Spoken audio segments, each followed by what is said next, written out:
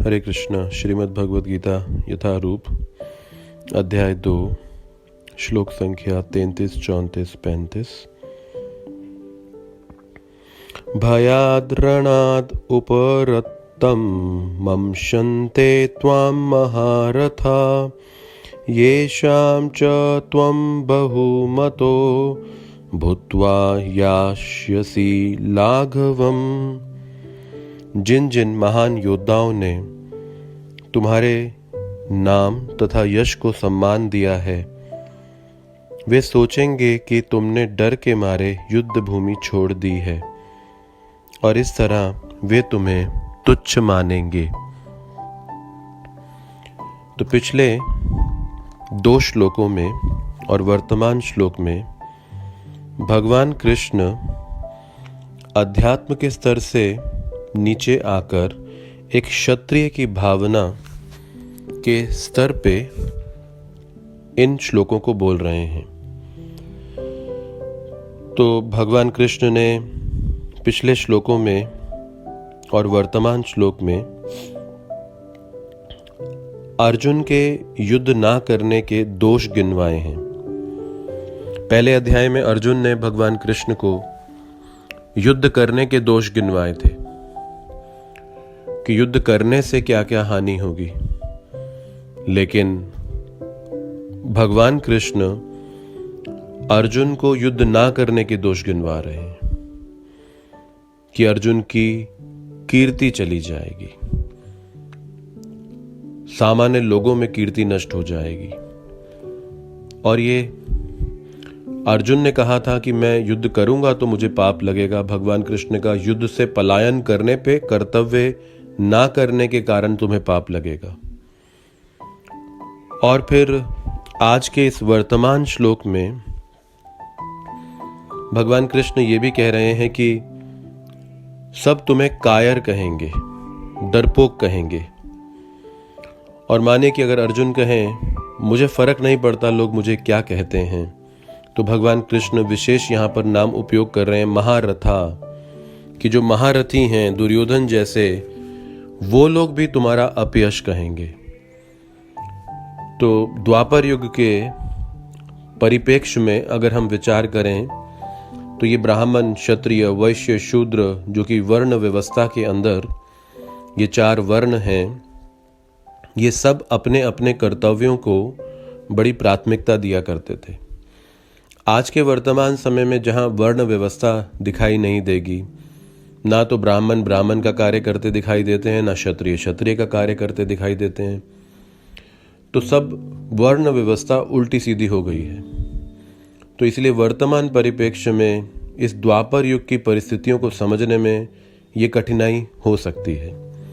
लेकिन जब हम इस द्वापर युग में और विशेषतः इस महाभारत काल में जब ब्राह्मण, क्षत्रिय, वैश्य, शूद्र इन 4 वर्णों के कर्तव्य और उनके गुणों के ऊपर दृष्टि डालें, तो हम पाएंगे कि ये सब अपने अपने कर्तव्यों को बाखूबी करते थे। और एक क्षत्रिय से कभी अपेक्षा भी नहीं की जाती थी कि वो युद्ध से पलायन करे। श्रील प्रभुपाद जी इन श्लोकों के अपने प्रवचनों में प्राय एक उदाहरण देते थे कि यशोमंता सेन नाम के एक राजा थे, जो कि मुगल शासन में एक सेनापति थे, और एक युद्ध में वो हार कर पराजित होकर वापस आए तो उसकी रानी ने कहा कौन आया है? तो यशोमंता सेन ने कहा मैं आया हूँ। तो रानी ने कहा ये यशोमंता सेन नहीं हो सकता, या तो वो मर कर आएगा या फिर मार कर आएगा, तो तुम्हारे लिए दरवाज़ा नहीं खुलेगा। तो ये क्षत्रियों की भावना थी। और भगवान अध्यात्म के स्तर से नीचे आकर इस क्षत्रिय भावना के स्तर पर इन श्लोकों को प्रस्तुत कर रहे हैं कि ये एक अपयश होगा।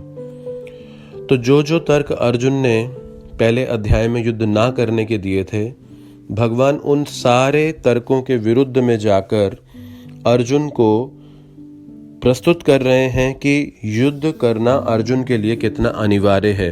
चाहे वो धर्म की दृष्टि से देखा जाए, चाहे वो क्षत्रिय भावना की दृष्टि से देखा जाए, वो समाज के कल्याण की दृष्टि से देखा जाए, तो भगवान सभी दृष्टिकोणों से अर्जुन के सामने युद्ध की आवश्यकता को प्रस्तुत कर रहे हैं। और एक तरह से जैसे वो शतरंज के खेल में जैसे चेकमेट दिया जाता है कि जिसके बाद कोई चुनाव नहीं रहता, चारों तरफ से फंसा दिया जाता है कि एक खिलाड़ी को, तो भगवान उसी प्रकार से अर्जुन को चारों तरफ से सभी तर्कों से इस स्तर पर लेकर आ रहे हैं कि युद्ध करना कितना अनिवार्य है।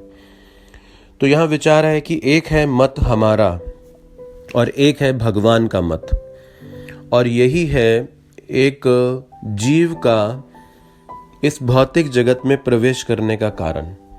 तो हम सब भगवान के मत से सहमत ना होकर अपने मत से इतने आसक्त थे कि भगवान को ये पूरे भौतिक जगत को बनाना पड़ा हम सबके मतों को प्रस्तुत करने के लिए, एक स्तर प्रदान करने के लिए।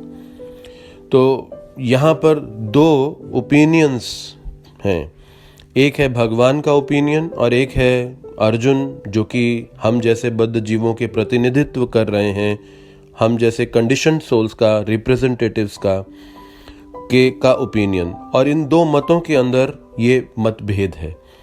तो भक्ति का मतलब है कि भगवान के मत को स्वीकार करना और भगवान के मत के प्रति शरणागति रखना।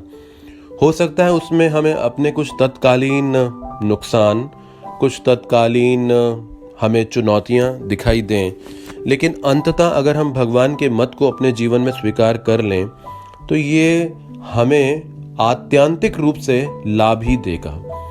तो इसीलिए इस भगवद गीता के इन श्लोकों में हम किस प्रकार से, कितनी बुद्धिमत्ता से भगवान अर्जुन को हर स्तर पे जाकर उत्तर दे रहे हैं अर्जुन के इस मनोभाव, जो कि युद्ध ना करने को लेकर अड़े हुए थे अर्जुन, उसके विरुद्ध जाकर। हरे कृष्णा।